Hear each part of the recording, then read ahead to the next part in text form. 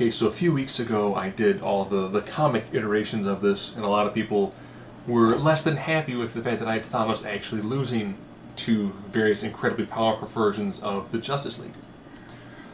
So now we're looking at the movie version. Now you might notice this is Thanos Power Gem. I tried to keep this as close as I could to just being the Power Gem. Now, of course, there ends up being a slight issue with trying to do this because technically, by the time we actually see Thanos for the first time in Infinity War, he's actually wielding the Power Gem. We don't get to actually see Thanos do things. Okay, he sat in a chair, he yelled at Loki, he reached and he grabbed a gauntlet. That's pretty much all we've really seen Thanos do. Until Infinity War. He begins Infinity War with the Power Gem. So that's where I'm picking him at this point. So, of course, when he's weapon with the Nova Corps, he has the Power Gem. Power Gem gives him effectively an insane amount of strength. So we have the Justice League at their full ability when it comes to the movie. And let's go through this. Intelligence. No issue here. It's going to go to Thanos. He's an individual who's been around for centuries. He crafts plans that are far beyond the rationale of normal man or anybody from this team. Fighting ability. I went back and forth with this one, predominantly because I'm like, well, Wonder Woman is the best fighter on the Justice League team. And I was like, Thanos has spent so much of his life in battle, controlling armies. He spends the vast majority of the film, if he's on screen, he tends to be fighting. When it comes to strength, this is one of those ones where he's got the Power Gem. And if, of course, you watch the film, I will say there's spoilers throughout this. If you watch the film, when we first see him, he's already incapacitated the majority of the Asgardians that were there at the end of Thor Ragnarok. Thor has already been, for the most part, beaten down. Hulk attacks Thanos. And Hulk gets a couple good shots on Thanos. You see the gem fire up, at which point then Thanos beats Hulk so bad, Hulk doesn't appear the rest of the film. That's why when it's like, come on, Hulk, no, no, no. That means in Hulk's mind, Hulk, the strongest there is well aware of the fact that Thanos with the Power Gem is significantly stronger. Speed, you do have a lot more speed capabilities on the Justice League team. If you want to look at the generate, the Flash is the fastest. Superman is like a half, picosecond behind him, and then you have Wonder Woman. That's a tremendous amount of speed when it comes to this. And vulnerability. Hear me out on this one, okay? This pretty much comes down to the one who has the most invulnerability actually is Superman. When you saw Justice League, he takes some pretty good-sized shots from Steppenwolf, and he's fine. Steppenwolf, of course, is a lower-level new god, but it makes him incredibly durable and a higher level of invulnerability. Where we do see Thanos bleed. He bleeds and he's significantly more powerful when he's on the Battle of Titan, and Iron Man makes him bleed. I say Iron Man has a lot of stuff, but yes. If Iron Man using tech can make him bleed, and of course, at the end of the film, we do see Stormbreaker get buried into his chest. So it means Thor is able to bury an axe into his chest. Which tells me that Superman and the trident that Aquaman wields, which I'd probably say is of a similar enough construction to Stormbreaker when it comes to durability and pierceability. And also to you taking Superman, who just has to pierce instead of dig an axe head into somebody. And I have a pretty good feeling that from the way that Thanos is portrayed in the film, Superman with Aquaman's spear is going to do a number on him. And it looks like Superman, since we've seen him survive incredible damage from Zod, even in his weakened state, he did a very good job against Doomsday. He's going to be able to do a pretty decent job against Thanos, who's only wielding a power gem. It feels weird to say only wielding a power gem. Durability, I'm going to give it to Thanos. This is an individual who is so single-minded. And we see him take a tremendous amount of abuse and keep on moving. And looking at the way the Justice League team is broken down, he takes out 2, if not 3 of them right off the bat. Flash is going to give him a hard time because he can't get a hold on Flash right away. But it pretty much comes down to Aquaman, Wonder Woman, and Superman being the ones to actually potentially hold a candle to this guy. I think he has the ability to outlast Aquaman and probably Wonder Woman. I think it comes down to him facing Superman. I think that from the way Thanos was portrayed, they don't show him stopping. They don't show him resting. They show him marching forward like a juggernaut to completing his goal. And you know, the damage he took from somebody like Hulk didn't miss a beat. You know, he's going to get hurt, but I think his durability is incredible when it comes to this film. Now again, this is just the power gem. We don't really see Thanos do a lot of ranged attacks. He does 1 with the power gem. 1.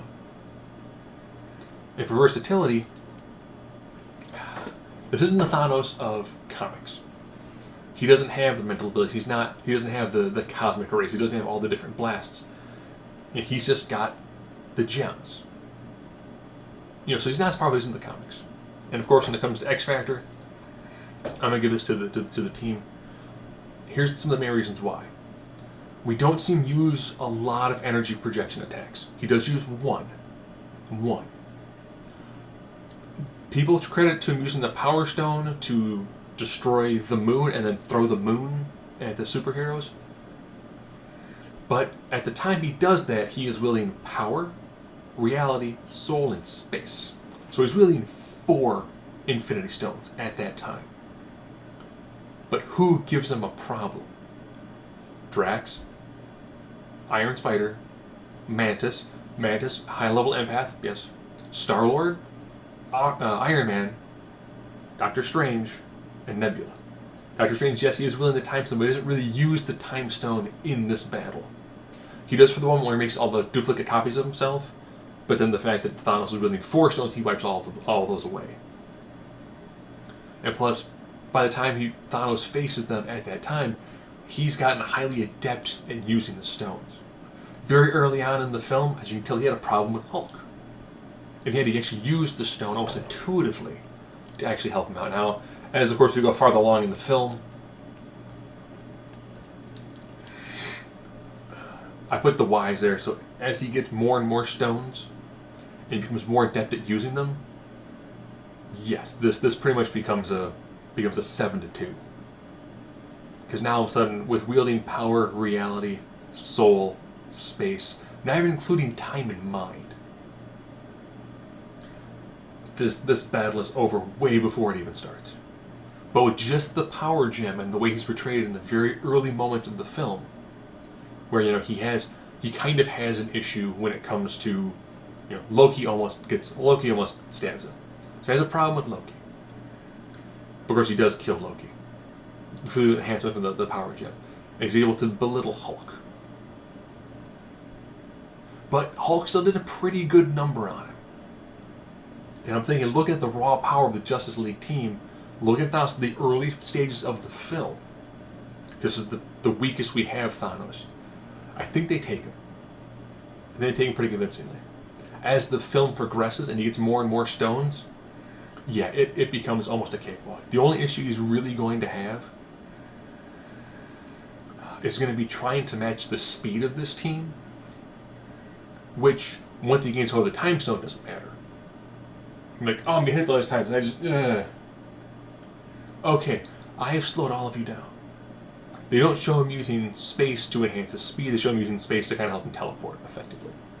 They don't really show him using Soul that much, but with the Reality Stone, he's got access to anything he wants. But I do think just the amount of damage that Superman can take, as well as Wonder Woman, it's going to give him an issue. I mean, we saw Wonder Woman in her movie face and defeat, the God of War. So those two are incredibly powerful when it comes to a movie standpoint. I'm going to take a little sip real quick.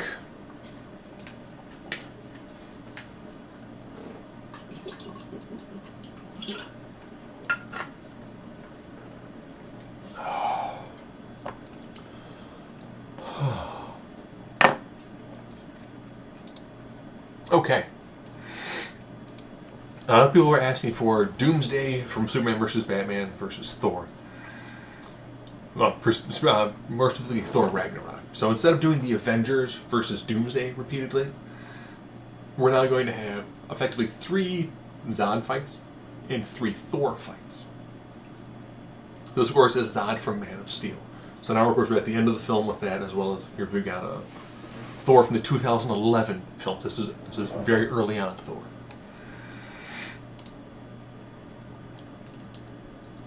Okay, when that happens, okay. I give intelligence to Zod. If you remember Thor from the 2011 film, he is impulsive. He is arrogant. He doesn't think incredibly well. He's got a lot of years of experience, but he's kind of written as an idiot. I mean, he's a straight meathead warrior. So I do think that when it comes to the General Zod, this is a person who spent a lot of time when it comes to military tactics. I'm going to give him an edge when it comes to intelligence, because both he's going to have the understanding of the science that you have from the world of Krypton, as well as a tremendous amount of military experience. And he's a general, so he's actually highly acute when it comes to intelligence. Finally, I'll give this to Thor. Thor, great soldier. So effectively, if you want to compare these two, you've got Thor, fantastic soldier, not really shown to be highly mentally, have a high mental acumen, versus Zod, who of course is a general who runs an army. So it's a classic soldier versus general. And I definitely give Zod an edge when it comes to intelligence. I'll go through the next real quickly. I give Zod an edge when it comes to strength and it comes to speed. Speed really shouldn't come as a big surprise. We don't see a tremendous amount of speed feats being used by Thor. Of course, he's fighting things that are generally on the slower side, whether it was the Frost Giants or the Destroyer armor. We don't see him using a tremendous amount of speed. He doesn't need to. He's fighting larger enemies. Where we see Zod, by the time he's fully acclimated himself to the different abilities that exist for a Kryptonian on Earth, he uses his super strength and his speed with reckless abandon. Now that he knows how to use them, he uses them at absolute peak efficiency. If you look at the battle he has against Superman who's had decades of time to hone his skill, to understand his skill, to actually try to use more of the abilities to his advantage. And Zod takes him to the limit incredibly quickly. So this is someone who's going to see Thor and he's going to hit him with speed, he's going to hit him hard, he's going to hit him fast. Invulnerability, I'll do the next two real quick. Invulnerability, I give it to Thor. Thor, of course, he's actually wearing armor. We don't see Zod wearing armor, but primary difference here is, plus for the durability, is the durability comes from Superman's ability, or Kryptonian's ability, to use solar energy. They have 2 abilities based off that. 1 is their healing. 2 is their stamina. As Superman has spent more time on Earth, the reason why he's so hard to defeat is because his body's just been soaking in solar radiation this entire time. So it means it enhances invulnerability and it enhances durability. Strength and speed kind of came a little bit earlier, depending on your iteration of Superman, where in the invulnerability and durability kind of came a little bit later, primarily because they take they take a little bit more of the absorption of the solar radiation to actually fully integrate the cells and make them significantly more powerful. Where strength is a lot easier to use than, of course, to get that increased density of skin. And durability, of course, ends up being that with Superman and Kryptonians in general, when they're on Earth, they're absorbing all that solar radiation. So whenever they're using it, depending on what they're doing, that's when their body is depleting it. Depending on the overall efficiency when it comes to metabolizing the solar radiation. So we've got Zod, who hasn't had a lot of time to really build up those stores. So we're going to see him use strength, we're going to see him use speed incredibly efficiently. But he's not going to have the reserves to actually take some of the shots he's going to get from Thor. And plus, Kryptonian is weak to magic. Thor does introduce the term magic, or as he calls it, really impressive science, but he is still wielding an artifact. When it comes to EP, that's also Thor. Just what we see him do with Mjolnir, whether it's throwing it or using the incredibly powerful lightning blasts, he definitely has a lot more damaging attacks when it comes to range. But Zod, we've seen very early on, he's figured out how to use X-ray vision, the heat vision, the frost breath, as well as having the ability to use the hearing. So all of a sudden he has full access and the ability to use all of Superman's abilities. Now in the first Thor film, we don't see Thor use a tremendous amount of different abilities. We know he has them later on, but we don't see him use them because he hasn't quite hit the full peak as to how powerful Mjolnir truly is. And X Factor, I'm giving X Factor to Thor. The thing that made Zod so dangerous during the Man of Steel time is the only way to stop him was to put him down. Superman's not going to put him down. Thor, zero issues with putting him down. If he's like, you're going to have to kill me. Okay, whoomp. And he is going to splatter him like a watermelon, and he is Gallagher. So I think it's going to be a hard fight for Thor. I mean, Thor is going to be pushed, like we didn't see him pushed in the first film. But all it's going to take is a couple of good shots from Mjolnir, and it's really going to put a hurting on Zod. So now, let's upgrade Zod. Yes, let's upgrade Zod. So now, of course, we have Superman vs. Doomsday, Dawn of Justice. Sorry, Superman vs. Batman, Dawn of Justice. This is the Doomsday version. So, of course, it's Zod. But it's Zod, and he's been enhanced. So let's kind of go through this one. Now, I don't think anyone has an issue if I knock those two out right off the get-go. Doomsday, at this time, he's not shown as being highly intelligent, and his fighting style is much more instinctual. Now, advantages he does have is now all of a sudden, he's got that constant evolving ability to him. He's got a tremendous amount of speed. He's got a tremendous amount of strength. I mean, he did a very good job holding up against Wonder Woman and Superman. In fact, they actually had to take turns trying to harm him. So a definite huge amount when it comes to strength and when it comes to speed. Invulnerability, still give to Superman. Still give to Thor. Sorry. Because for a similar reason to what we had earlier, where this is a new Kryptonian creature, hasn't had the time to have fully absorbed a tremendous amount of solar radiation to become that peak level of invulnerability. And with the weakness to kryptonite, and being Kryptonian in origin, still has a weakness to magic. Still has a magic weakness. And Thor, of course, wielding an artifact. Of course, our durability changes. Why? Well, now instead of having the solar radiation for the backup, if you watch the fight, you see he's constantly evolving. So now all of a sudden, damage he takes, he's going to recover from incredibly quickly. He's going to become an even more dangerous individual. Now, raw EP stays the same. Versatility, now all of a sudden we're seeing, again, you have all the Kryptonian abilities. Using it much more instinctually. But what it really comes down to is, as you saw in the fight, Doomsday is getting stronger. He's getting faster. He's becoming significantly more dangerous. So you've already got something that's got a speed advantage, a strength advantage. And every time it gets hit, it's coming back a little bit stronger. And instinctually, it starts using the heat, it starts using the frost breath. It's going to use all these different attributes. And plus, as the fight goes on, it's going to gain more and more abilities.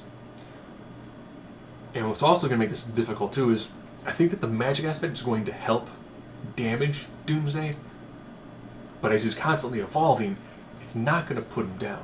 So he's almost going to need something closer to the level of Kryptonite to actually put him down.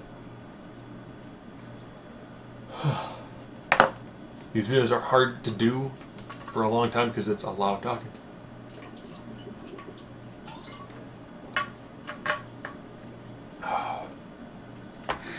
And now,